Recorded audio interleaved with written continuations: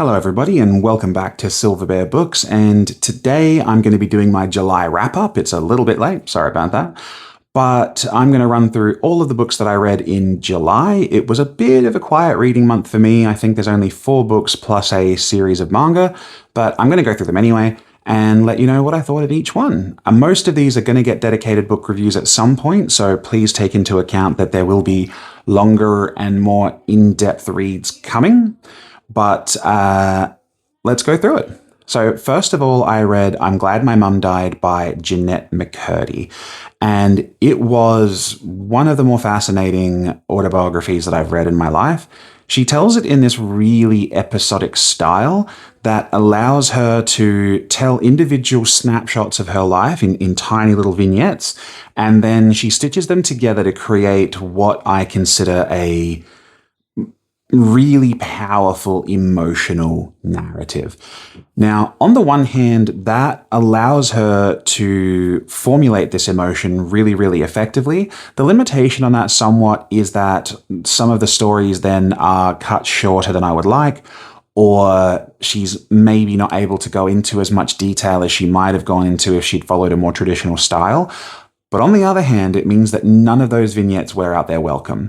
It means that each of those little stories are self-contained in small chapters which allow you to read at a really strong pace, and it keeps the book going at a really good clip. I think I polished it in like 2 days, and it was incredibly fascinating to read. It is the definition of the stage mum, and it really does give you a good insight into particularly the Hollywood bubble, but also how people who are pressured by their parents to perform roles or move into careers that they aren't interested in to fulfill their parents' lost ambitions. So it was a really good read.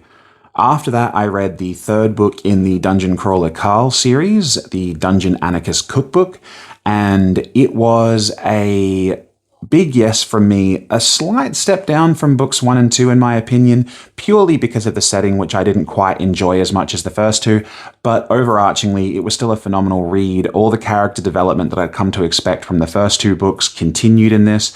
You still had all the interesting monsters, the blood, the guts, the gore. You had Carl and Donut being absolutely adorable, Donut continuing to be my favorite character and developing in a way that she does not need to, but is so wonderful nonetheless. Jeff Hayes' audiobook adaptation still absolutely crushing it. I'm enjoying the life out of those books in 2 different ways. I get to read it physically and I alternate between that and the audiobook, which are both unique and wonderful experiences from one another. So there'll be a bigger review on that. I don't want to go into it too much at this point. The next was True Soldier Gentleman by Adrian Goldsworthy. I think I have my physical copy just here. And True Soldier Gentleman is a historical fiction set in the Napoleonic Wars. It follows a fictional band. Oh, I've just lost a light. Fun. It follows a fictional band of British soldiers as they prepare themselves for a battle with Napoleon's forces somewhere in Europe. They're not sure where, they're not sure when, but they are gearing up. And this book doesn't shy away from all of the rigmarole and the day-to-day stuff that most people would probably consider really boring, but in a way, it creates this tone where you are going along the ride with these people as they await something happening. And it really does give me the emotional sensation of being in the force and being with these men as they formulate and navigate complex relationships. I will say there is a side plot in this where they go off to help, I think she's Portuguese, I forget. They try to help this woman, and it really did seem as though he recognized that the book was maybe lacking some action in the first 2/3, and that he needed to put something in there to help keep engagement up. But that side story was still funny and interesting, and it didn't take away from the narrative itself, and he was probably right about it. It did carry it through till the actual war and battle and fighting started. So yeah, absolutely worth a read. Also, I found a really nice hardcover for like $3 at an op shop, so I was pretty pleased with that. Thrift store for any Americans out there. Next on my list was One Piece. I read volumes 56 through to 61, which is something like 40 or 50 chapters in there.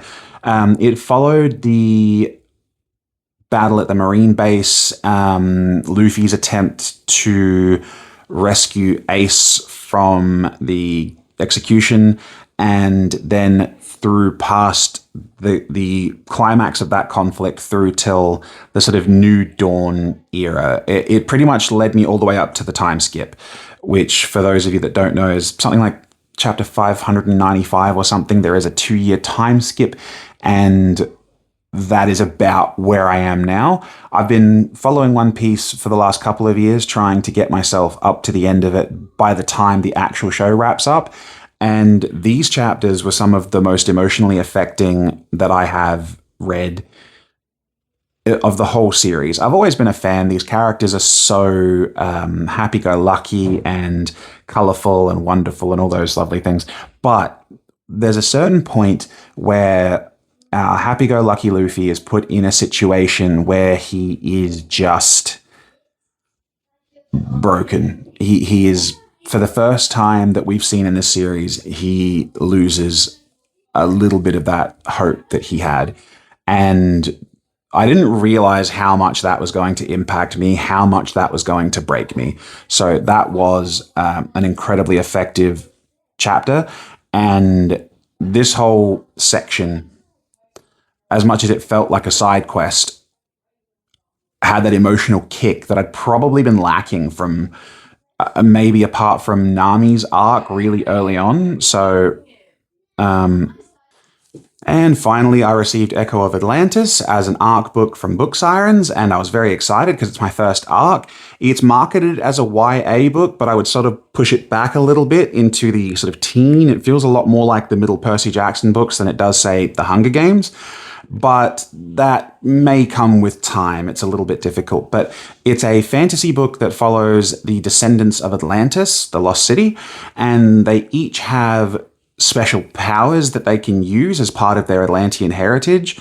They're going to a school, so it's kind of got that Camp Half-Blood, Hogwarts kind of vibe to it.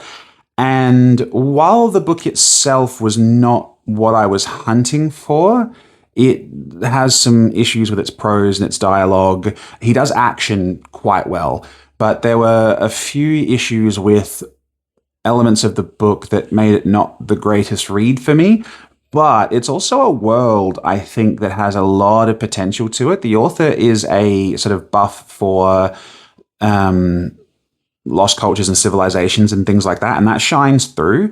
So I'll probably end up reading book 2, to be honest, just to see where he goes, but he definitely needs to pass it through a few more beta readers and a few more edits to fix up the problems with the prose and the dialogue that, you know, weren't the greatest. But I'm still definitely going to explore it further.